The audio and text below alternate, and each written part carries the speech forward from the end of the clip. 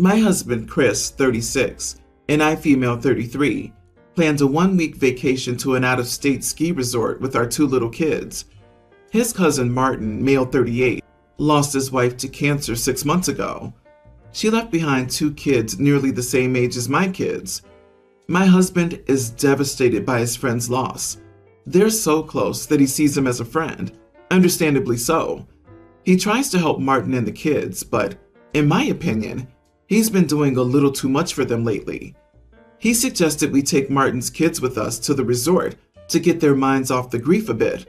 I apologized and said it wouldn't work, since we barely have the budget to cover our kids. He insisted and then tried offering compromises, but I still said it wouldn't work. He was obviously angry, but dropped it eventually. 2 days before the trip, I found out that my husband had booked 2 tickets for Martin's kids instead of our own kids. I was the one paying, but he insisted on handling the booking and making reservations. I was stunned. I called him out on it, and he apologetically talked about how Martin needs some alone time away from the kids, how the kids need a breather, and how they need this vacation more than our kids do. I flipped out at him, asking if he was seriously okay with prioritizing other kids over his own. He said it wasn't about priorities, but doing what's needed to help those kids out. I asked how his own kids would react once they found out, but he said, "I'm sure they'd understand." I said no and decided to cancel the vacation altogether. He freaked out on me, saying that I can't do that and make him look small in front of his cousin and family since they praised him for this nice gesture. I refused to negotiate it, but he called me selfish and cruel towards grieving kids and said that he'd make sure our own kids know how I'm behaving towards the other kids by robbing them of the fun they so much need and deserve. We haven't been talking, and he's so angry and keeps throwing a fit after fit about it, claiming I ruined it for everybody when I canceled. I feel bad for the kids, I do, but I don't think what he did was right. Am I the idiot for canceling a vacation because my husband gave our kids tickets to his widowed cousin's kids? Not the idiot. This isn't about him caring for his friend's kids. Instead, he's using them to look like a big man and so charitable. If he was either of those things, he would have used his own money. This is about his image. What was his plan for the caretaking of your kids during the vacation?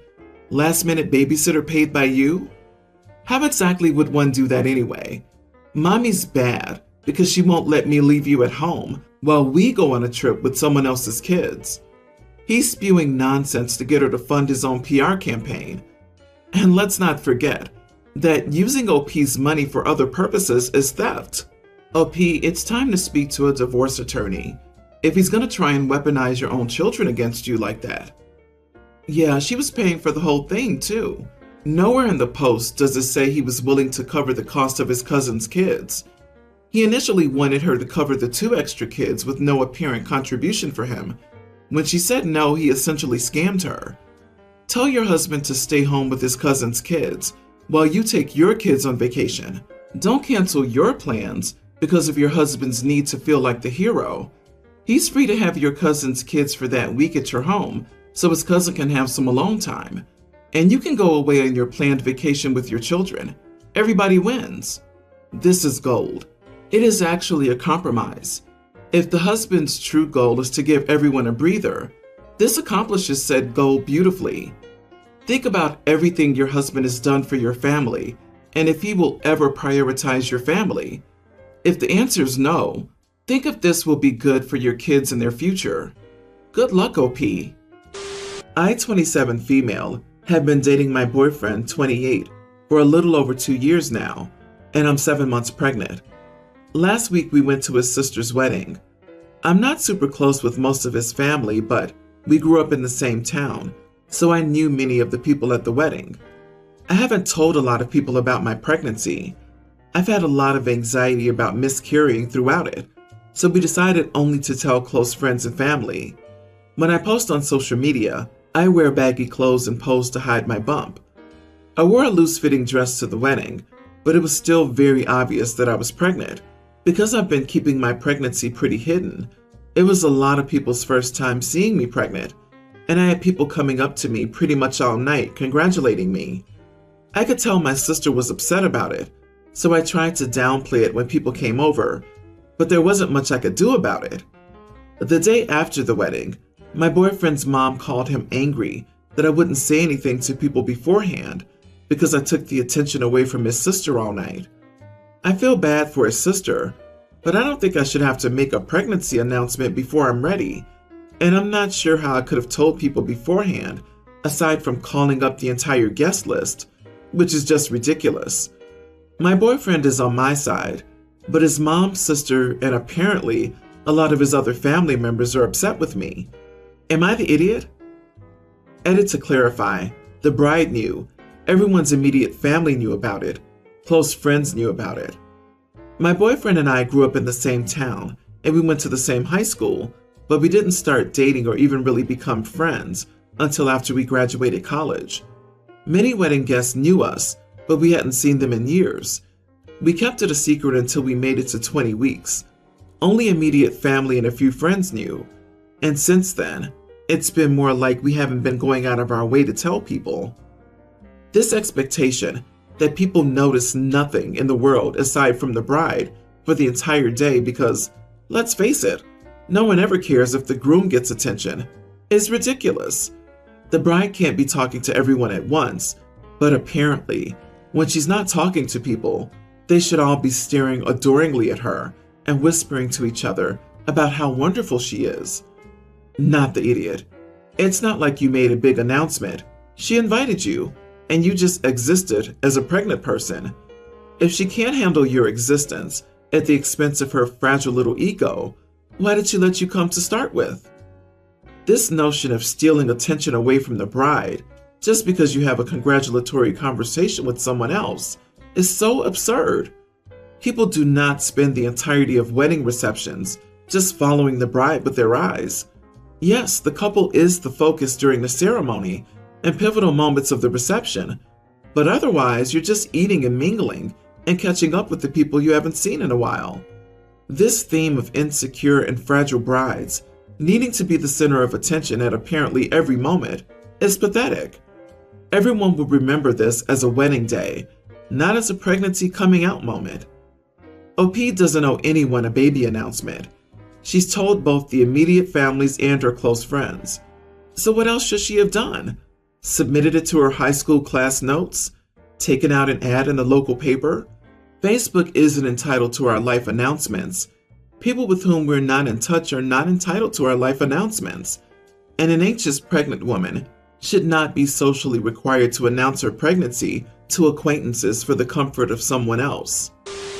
So my parents broke up before I was born. They weren't married or anything like that either. I'm not sure of all the details, but what I do know is my dad settled down with my stepmom when I was 3, and my mom was not my stepmom's biggest fan. I know she made life difficult for them. I know she was jealous about my stepmom being introduced into my life while I was so young, but mom had primary custody of me back then, and had it until I was 7 when I wanted more time with my dad, which she agreed to. I only know of the bad blood because of my stepmom. She would talk a lot about how possessive my mom was of me, how jealous she was, and how she had treated them badly. I was even shown some of the stuff my mom had written to her. It annoyed me to be told, because I had no idea my mom felt this way. She was willing to let me spend more time at my dad's, which meant less time with her. She would let me call my dad or other paternal family members while I was with her. I can't say she didn't mistreat my stepmom. There's proof of that. But honestly, that doesn't change how I feel about my mom. I did choose to live with her full time again when I was 9 because I hated being around my stepmom's constant need to bring up stuff to me. She tried to use me as a go-between, and Dad wasn't great about stopping her. I'm a senior in high school right now, and my dad and stepmom keep talking about how I'll graduate in May next year and how excited they are. I'm gonna graduate older than I should have because I got really sick in 2018, 2019, and had to repeat it. It was tough, and that made their talk even worse. My stepmom has told me that she doesn't feel comfortable with my mom being there after everything, and that she thinks I should be at a point where I help protect them from someone who has caused so much heartache. I told her my mom would be there because I love my mom and want her to watch me graduate. Stepmom told me I needed to look at the bigger picture. I told her I didn't care what my mom had done to her, that she was still my mom and I still loved her. She told me I would make the day very difficult for her, and that as my parent, she would hope that I'd want to make it easy for her. I told her she didn't have to come if she expected to be treated as the most important person there. She couldn't talk, and I continued by telling her that I would never pick her over my mom, and that she needed to learn to accept that. She told me to get out of her face.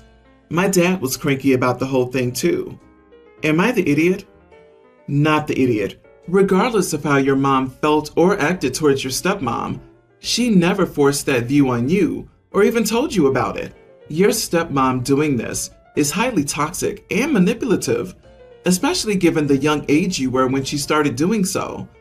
Tell her the only person causing drama is her, and if she can't put everything aside to just be there and support you on your day, she shouldn't bother attending at all.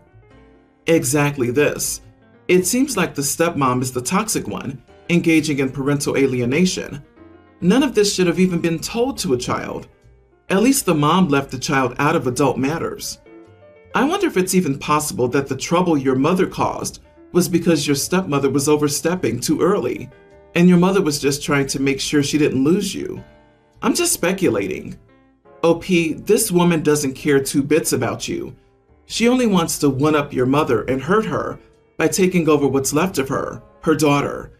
Your father also supports this expedition fueled by hate and manipulation. To conclude, they're not good people. Your mother's definitely a better one. Have a happy graduation with your mom and cut off your stepmom if possible. All the best. My husband's brother, both 30s male, was adopted at birth. My husband is younger and was not adopted. Their older sister is also biologically related. Our families have been friends since I was a kid, so I've always known that my brother-in-law is adopted. Brother-in-law doesn't like to talk about being adopted.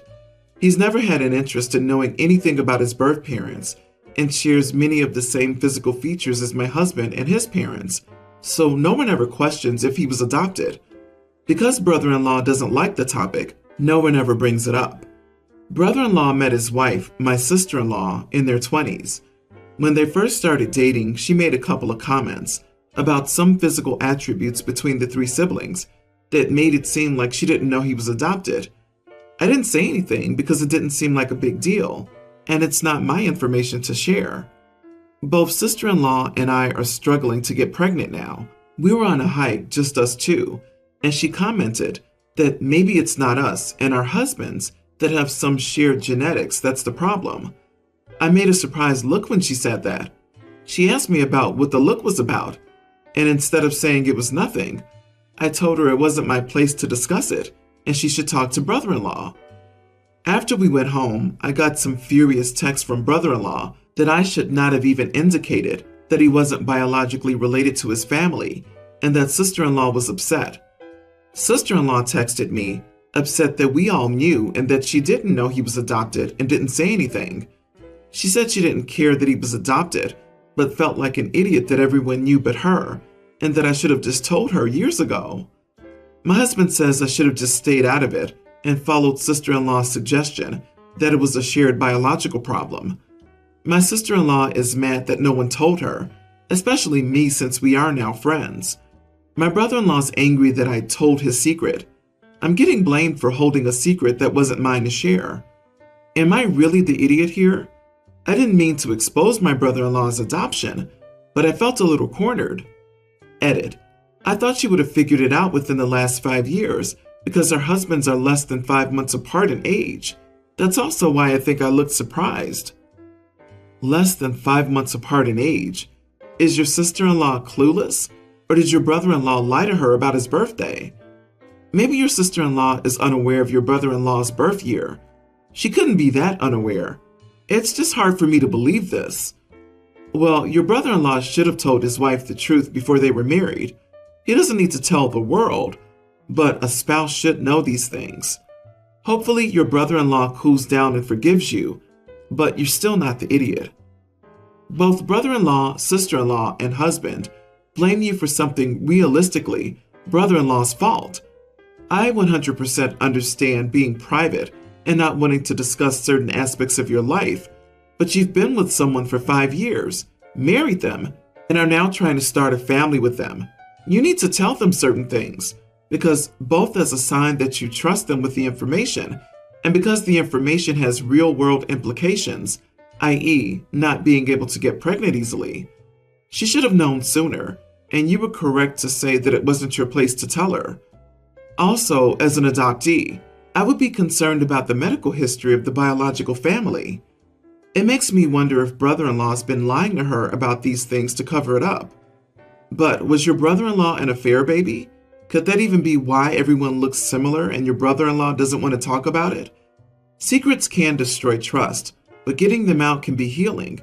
Just a random thought and possibly too much TV. He's not an affair baby. When I was a teenager, my husband and I were looking for something else in his mom's office and found the adoption file.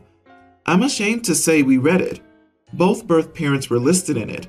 We never told anyone, including brother-in-law, that we found the file and read it. Still regret snooping it to this day. So, in my neighborhood, the houses are built sort of like a sandwich. So there's my house, my driveway, a shared hedge and fence, my neighbor's driveway, and then his house. I hope that's clear. My neighbor has 2 kids, each of whom has their own car. So they have 4 cars and my family has 2. There is no street parking, and our driveways lead to detached garages. His kid has the bad habit of parking in my driveway when I'm not home. He can park between our houses and walk to his side entrance. I'm sort of done asking him not to do this, but I'm not calling law enforcement or towing him. I didn't want grief in the neighborhood. Yesterday, he did it again, so I parked behind him and went for a bike ride. When I got back, I noticed that the hedge was torn up. It was kind of hard to miss. I guess what happened is after he got home, everyone else left. I have no idea why he didn't call a cab or an Uber. What he did instead was drive over the hedge between our driveways. These aren't little raspberry brambles. These are 30-year-old hedges. Anyway, his dad is sitting there looking at the hedge. He asked me if I know what happened. I said, come over for a beer and we can check my surveillance. So now the kid is angry because he has to pay to replace the hedge, and his car's all scratched up. I guess he had been warned he would be fired if he was late for work again. So the kid thinks I'm the idiot for blocking him in on purpose, which I guess I did. But the consequences were completely unintended. I was planning on moving the car to let him out when I got home. He could have called an Uber. Heck, he could have called in sick.